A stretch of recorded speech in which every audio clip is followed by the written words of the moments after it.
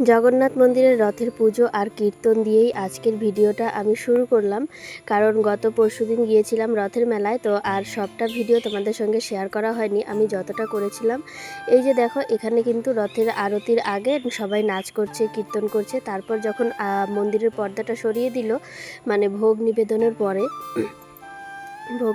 পরে এইটা তো ভোগ নিবেদনের আগেই আমরা গিয়েছিলাম। তো গিয়ে তারপর এটা দেখলাম, সুন্দর লাগলো বেশ।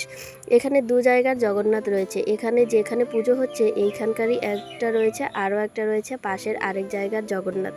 তো এখানে আজকে যে ভোগ আরতি হচ্ছে, আজকে কিন্তু 56 ব্যঞ্জন দিয়ে ভোগ আরতি হচ্ছে। তো আমি তো কোনোদিনও দেখিনি, এই তো আজকে প্রথম দেখছি ভোগ আরতি। আর এখানে সবাই এত সুন্দর নাচ করছে, মানে কি বলবো। ভোগ আরতি শেষ হবার পর প্রসাদ বিতরণ শুরু হয়েছে, আর আমরা কিন্তু 1.5 ঘন্টা লাইনে দাঁড়িয়ে প্রসাদ নিলাম। আমি, মা আর তাতান তিনজনে 1.5 ঘন্টা লাইনে দাঁড়িয়ে প্রসাদ নিয়েছি। মানে ভাবা যায় কতটা স্ট্রাগল করতে হয় একটু প্রসাদ নেবার জন্য জগন্নাথ মন্দিরে। প্রসাদ নিয়ে তারপর বাইরে বেরোলাম। বেরিয়ে দেখো এই যে এই লক্ষ্মী প্রতিমাটা দেখলাম, এতটা সুন্দর লাগলো, মানে কি বলবো। গুড মর্নিং গাইস, এসেছিলাম আয়ুষ্মান ভারতের ফটো তুলতে, কিন্তু অলরেডি আমাদের কাজ হয়ে গেছে। এই যে পেছনে মহান ব্যক্তিরা রয়েছে, ওনাদের হয়নি। এখন যাচ্ছি নদীর পাড় দিয়ে, দেখো। আর এই যে এইখানে এসেছিলাম ফটো তুলতে। সিসামারা ওরফে তোরসা চলছে। আর এই যে দেখো নিচ দিয়ে আমার মা যাচ্ছে। মা হাই বলো।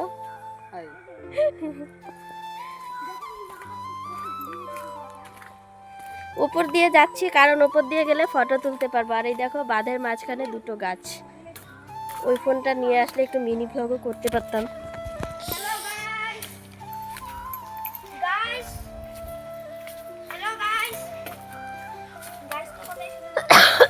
ভালোই জল আছে গো। সেদিন তো জগন্নাথ মন্দির থেকে আসতে অনেকটা সন্ধে হয়ে গেছিলো। তারপর দিন সকালবেলা গিয়েছিলাম আয়ুষ্মান ভারতের ফটো তুলতে। তো সেখানে গিয়ে দেখে আমাদের কার্ডটা অলরেডি হয়ে রয়েছে। তো সেখানে এতটা খাটনি হয়নি, একটু টাইম লেগেছে। তো গুড মর্নিং সবাইকে, and welcome back to Mousumi lifestyle. Mousumi লাইফস্টাইলের নতুন আরেকটি ভিডিওতে তোমাদের সকলকে স্বাগত জানাই। আলিপুরদুয়ারের ছোট্ট গ্রাম থেকে এই মিনি ব্লগটা করছি। আর নদীর পাড়টা হয়তো অনেকেই চেনো। তো নদীর পাড়ের ওখানটাতেই ছিল হচ্ছে আমাদের আয়ুষ্মান ভারতের ফটো মানে তোলার কাজটা, যেখানে কার্ডের কাজটা চলছিল। ওখানে আশাকর্মীর বাড়ি রয়েছে, তো ওখানেই গিয়ে করা হচ্ছিল। ওখানে এক জায়গায় বসেছিল, সেখানেই সব করা হচ্ছিল। গিয়েছিলাম সকাল 7:30টার সময়, আস্তে আস্তে 9:30 বেজে গেছে। কারণ ওখানে যে পাশে কচুরলতি হয়, মানে কচু গাছে ভেসে এসেছিল বন্যায়, আর বড় বড় কচু বাগান হয়েছে। ওই কচুর লতিগুলো খেতে এত টেস্ট লাগে, সেখান থেকে আমরা সবাই কচুর লতিও তুলে এনেছিলাম, সে কারণে এত লেট হয়েছে। তো দেখো বাড়িতে এসে জামা কাপড়গুলো ধুয়ে মেলে দিচ্ছি। এত রোদ উঠেছে আজকে, আর আকাশটা মাঝে মধ্যে একটু মেঘলাও হচ্ছে। এখন অনেকটা বেলা হয়ে গেছে, 12:30টার মতন বাজে। বাড়িতে এসে বিছানাপত্র তুলেছি, তার আগে খাওয়া দাওয়ার ব্যবস্থা করা হয়েছে, মাকে রান্নায় হেল্প করে আসলাম। অনেকগুলো কাজ এর আগে আমার হয়ে গেছে, যেগুলো আমি শেয়ার করতেই পারিনি। আর এখন এত রোদ উঠেছে যে রোদে হাঁটাই যাচ্ছে না। এখন তো শুধু আমি এই কয়টা জামা কাপড় মেললাম, কিন্তু এই কটা না, আরও অনেকগুলো জামা কাপড় রয়েছে বাথরুমে, সেগুলো এখনও ধোয়া হয়নি। এইটুকু জামা কাপড় ধুয়ে মেলে তারপর ভাগনাকে আমি খেতে দিয়েছিলাম। ও সকালবেলা ভাত খায়নি, আর এত খিদে পেয়েছে তাতানের, বলছে তাড়াতাড়ি আগে ভাত দাও। তো ওকে খেতে দিয়েছিলাম, মা বানাচ্ছিল ওর জন্য কলার বড়া। তো ওকে খেতে দিয়ে সব খাবার দিয়ে কমপ্লিট করে বাকি জামা কাপড়গুলো ধুয়ে মেলে দিয়ে তারপর আসলাম এই ঘরে। এই ঘরের অবস্থা খুব খারাপ, এই ঘরে এখন একদমই আসা হয় না। এটা মা বাবার রুম, কেন জানি না এদিকে আমার আসতেই ইচ্ছা করে না। নিজের রুমেই বসে থাকি বেশিরভাগ সময়টা যখন আমি ফাঁকা থাকি। তো আজকে এই ঘরে আসলাম, এই ঘরটা মুছে টুছে পরিষ্কার করে দিই। তারপর জানি না কতদিন মোছা যাবে কি যাবে না, আমি জানি না ঠিকঠাক। মানে আমাদের অসুস্থ পড়ার কথা আছে, মানে কেউ মারা যাবার নয়, আমাদের নতুন ভাস্তি আসবে, তার কারণে কিন্তু অসুস্থ পড়ার কথা আছে। তো এই দিকটা দেখো ঘরের অবস্থা খুব খারাপ। আর একটা নেংটি ইঁদুর এত দৌড়াদৌড়ি করছে সেটা বলার মতন না। জামা কাপড় যেদিকে যা পারছে কেটে কুচি কুচি করে দিচ্ছে। তো সে কারণে অনেক অসুবিধা হচ্ছে। আর অনেক জামা কাপড় কুচি কুচি করছে, বিশেষ করে মাদের রুমে। আর দেখো মা কিন্তু আলনাটা টেনে এদিকে সরিয়ে দিয়েছে। আর এই তো ড্রেসিং টেবিলের নিচ এই দিকটা বেশি একটা মোছা হচ্ছে না, আর মা মুছতে গেলেও এতটা ঠিকঠাক করে মুছতে পারে না, মানে জোর দিয়ে একটা একদম পরিষ্কার পরিচ্ছন্ন করে যে মা মুছবে সেটা পারে না। আর যেহেতু এই জিনিসগুলো ধুলোর ভয়ে এই ঘরেই এনে রাখা হয়েছিল, আগে তো আর জানতাম না যে ঘরে ম্যাট পাতা হবে, তাহলে হয়তো শোকেসটা ও ঘরেই থাকতো, দেখতেও সুন্দর হতো। ঘরটা যেহেতু একটু বড় ছিল, তো আগে তো জানতাম না, জানলে আর এ ঘরে আনতাম না। আর এখন যেহেতু এ ঘরে আনা হয়ে গেছে, আর ওই ঘরে নেওয়ার কোনো ইচ্ছে নেই, ভাবছি ড্রেসিং টেবিলটা ওই ঘরের দিকে নিয়ে যাব। তো ঘরটা মুছে তারপর আমি স্নান করে একদম চলে এসেছি ঠাকুর পুজো দিতে। আজকে ঠাকুর পুজো দিয়ে সব কিছু গুছিয়ে রাখবো, কারণ বৌদিকে হসপিটালে নিয়ে গেছে, সিজারিয়ান হবে, সি সেকশন, তো কখন হবে জানি না, দাদাকে ফোন করতে হবে। তো এখানে পুজো দিয়ে সব জিনিসপত্র গোছগাছ করে একদম পরিষ্কার করে রাখতে হবে। আজকে হবে না কালকে হবে সেটা জানি না, পুজো দিয়ে তারপর আমি ফোন করব, দেখি কখন কি হয়। তারপর এই তো সব কিছু রেডি করে তাড়াহুড়ো করে পুজো দিচ্ছি।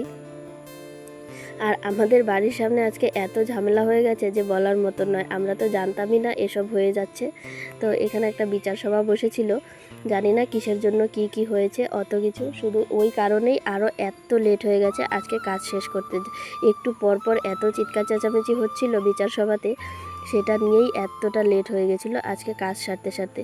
তো সব কিছু রেডি করে তাড়াতাড়ি করে পুজো দেওয়া হয়ে গেছে, এখন খেতে যাব। খেতে যাবার আগে এই জিনিসগুলো ঠিকঠাক করে গুছিয়ে রাখবো। তো খাওয়া দাওয়া করে এসেছি, খাওয়া দাওয়া করে এসে দেখো ঘরের কি অবস্থা। এই যে ঘরের জামা কাপড় সব ধুয়ে দিয়েছি, সঙ্গে বিছানার চাদরটাও ধুয়ে দিয়েছি। বিছানার চাদরটা খুব নোংরা হয়েছে, তো এত কিছু ধুয়ে দিয়ে আর গোছগাছ করা হয়নি। এই নাইটিটা তো আগের দিনই ধুয়ে দিয়েছিলাম, আর গোছানো হয়নি, মানে শুকোয়নি, গোছাবো কিভাবে। বৃষ্টি চলে এসেছিল, জমা করা ছিল, আর গোছানো হয়নি, ভিজাই ছিল। তো আজকে শুকালো, শুকানোর পর আমি এখানে গোছাচ্ছি। সঙ্গে রয়েছে তাতানের কতগুলো জামা কাপড়, তো তাতানের জামা কাপড়গুলোও ঠিকঠাক করে গুছিয়ে রাখি। তাতান এবার জামা কাপড় নিয়ে আসেনি, মানে ওকে আর কি বলবো, আসার জন্য এতটাই ওর তাড়াহুড়ো যে নিজের জামা কাপড়গুলোই ব্যাগে গুছিয়ে নিয়ে আসেনি। তো শুধু পরার কতগুলো জামা কাপড় নিয়ে এসেছে, আর একটা সেট শুধু বাইরে যাবার জন্য নিয়ে এসেছে। সঙ্গে দুটো গেঞ্জি রয়েছে, শুধু ভালো অতটুকুই, গরম তো সে কারণেই। ওর মা বলেছিল নিজের জিনিসগুলো নিজে গুছিয়ে ব্যাগে রাখ, আর এটা নিয়েই এখন আমরা সবাই হাসাহাসি করছিলাম। আর এই যে হচ্ছে মায়ের শাড়ি, আর এই শাড়িটা তোমাদের কাছে কেমন লাগে অবশ্যই কমেন্টে জানিও। এই যে হয়তো জীবনে প্রথমবার আমি কোনো হলুদ জিনিস পছন্দ করে কিনে এনেছি। তো এই হলুদ কালারটা আমার খুব ভালো লাগে, সে কারণে আমি এই হলুদ কালারটা এনেছি। আর যে অন্যান্য হলুদ কালারগুলো রয়েছে সেগুলো আমার একদম ভালো লাগে না। তো শাড়িটা আমি প্রথম পরেছিলাম আমাদের গৃহপ্রবেশের দিন, তারপর কিন্তু মা পরলো আজকে নিয়ে 2 দিন। তো এই 2 দিন মা পরলো, যেহেতু মায়ের জন্যই আনা, শুধু আমি রেখেছিলাম গৃহপ্রবেশের দিন পরবো বলে। তো গৃহপ্রবেশের দিন পরেছি, আর শাড়িটা ভাঁজ করে মাকে দিয়ে দিলাম যে শোকেসে তুলে রাখো, এটার আর এখন কোনো কাজ নেই। আর শাড়িটা যেহেতু এত সুন্দর এত মোলায়েম, এটাকে বাড়িতে পরতে হবে না, এটা অনেক পরে বাড়িতে পরবে। তো এখানে নিজের জামা কাপড় ছিল, এগুলোও গোছাচ্ছি। আর এই তো বিছানার চাদর বালিশের কাভারগুলো বের করে রাখলাম। এই বিছানার চাদর আর বালিশের কাভারগুলোই এখন লাগাবো। আর এই হচ্ছে তাতানের ব্যাগ, এত বড় ব্যাগটা ভর্তি করে শুধুমাত্র পরার জামা কাপড়গুলো নিয়ে এসেছে। এখন নাকি ওনার ব্যাগটা লাগবে, ব্যাগ থেকে কি বের করে নেবে। তো নিল ব্যাগটা বের করে, এখন আবার রাখবেও, রেখে চলে গেল। আমি এখানে সবগুলো জিনিস গোছাবো, তার আগে এই যে বালিশের কাভারগুলো লাগাই আগে ভালো করে। বালিশের কাভারের কথা আর কি বলবো, বালিশগুলো এত লম্বা ছিল যে ওগুলোকে আমি ছোট করে নিয়েছি, আর এখন একদম ঠিক হয়েছে। তবে এই বালিশ কাভারগুলো যেহেতু হাতে বানানো ছিল, তো এই বালিশের কাভারগুলো একটু বড় বড় হয়ে গেছে। এটা যদিও ফিট ছিল, তবে আরেকটা যে রয়েছে ওটা অনেকটা ঢিলাঢালা রয়েছে। তো ওটাকে ভাবছি আরেকদিন যেদিন ধোবো খুলবো সেদিনকেই ওটাকে সেলাই করব, তার আগে আর ওটাকে সেলাই করব না। আর একটা ব্লাউজ কবে থেকে রয়েছে বানানোর জন্য, কেটে কুটে রেখেছি, কিন্তু বসাই হচ্ছে না। আজকে না হোক কালকে আমাকে ব্লাউজটা নিয়ে বসতেই হবে, আর ওটা সেলাই করে দিতেই হবে, তাছাড়া আর উপায় নেই। এই দেখো কথা বলতে বলতে সবগুলো জিনিস গোছানো হয়ে গেল, এখন শুধু রয়েছে বিছানাটা। তো এখন এই বিছানার চাদরটা আমি পাতবো, আর কোলবালিশের কাভারটা শুকোয়নি, সে কারণে কোলবালিশের কাভারটা লাগাতে পারিনি, না হলে কোলবালিশের কাভারটা লাগিয়ে দিতাম একবারে।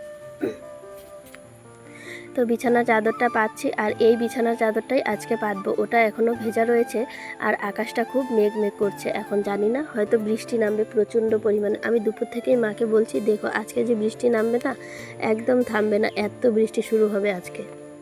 তো বৃষ্টি নামলে একটু স্বস্তি পাওয়া যাবে, কারণ হঠাৎ করে এতটা গরম দিয়েছে, তো একদম থাকা যাচ্ছে না, অসহ্য পরিমাণ গরম লাগছে।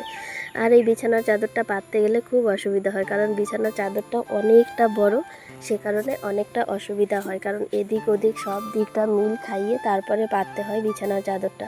তো ওদিকটা হয়ে গেছে পাতা, আর এই দিকটা শুধু বাকি রয়ে গেছে। আর বিছানাটা যেহেতু একদম ওয়ালের সঙ্গে ঘেঁষিয়ে লাগানো, সে কারণে তো চাদরটা একটু গুজে গুজে রাখতে খুব অসুবিধার মতোই হয়। ঠিক এদিক থেকে গুজলে ওই দিক থেকে উঁচু হয়ে যায়। তো বালিশের কাভারটা যেহেতু শুকোয়নি, তো বালিশটা এভাবেই রাখলাম, কাভারটা শুকোলে তারপর কাভারটা লাগাবো।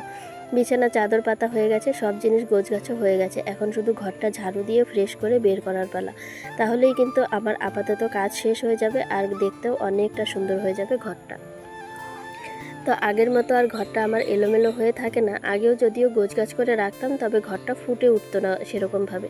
এখন ঘরটা ম্যাট পাতার পর ঘরটা গোছগাছ করে রাখলে পরে ঘরটা সুন্দর করে ফুটে ওঠে। তো আগে এরকম লাগতো না, দেখতে বাজে লাগতো, আমার ভালো লাগতো না, সেজন্য একটু এলোমেলো থাকলে থাকতো, আমি আর এক্সট্রা করে গোছগাছ করতাম না। তো ঘরে বেশি নোংরা নেই, যেহেতু আমি কিছুক্ষণ আগেই ঝাড়ু টাড়ু দিয়ে পরিষ্কার করেছিলাম। এখন শুধু হালকা পাতলা রয়েছে। বিছানার চাদর পাতার পর ঘরটা পরিষ্কার করার পর যতটুকু ছিল অতটুকু শুধু পরিষ্কার করে দিলাম। তো কাজকর্ম সব শেষ করে যাচ্ছিলাম উল্টো রথের দড়ি টানতে। তো বাড়ির সামনে দিয়ে যাবার কথা ছিল, কিন্তু যেতে যেতেই এক দফাটা বৃষ্টি পড়ছিল। তারপর এমন বৃষ্টি নামলো যে দৌড়ে সবাই বাড়ি এসে কুলের লাগাল পেলাম না, এত জোরে বৃষ্টি নেমেছিল। তো কোনো বছরই একবারও উল্টো রথের দড়ি আমরা টানতে পারি না, কারণ এত বৃষ্টি শুরু হয়। তো আজকের ব্লগটা তোমাদের সবার কাছে কেমন লেগেছে অবশ্যই কমেন্টে জানিও। ভিডিওটি ভালো লাগলে লাইক কমেন্ট শেয়ার করে দিও। দেখা হচ্ছে তোমাদের সঙ্গে পরবর্তী ভিডিওতে, ততক্ষণের জন্য টাটা।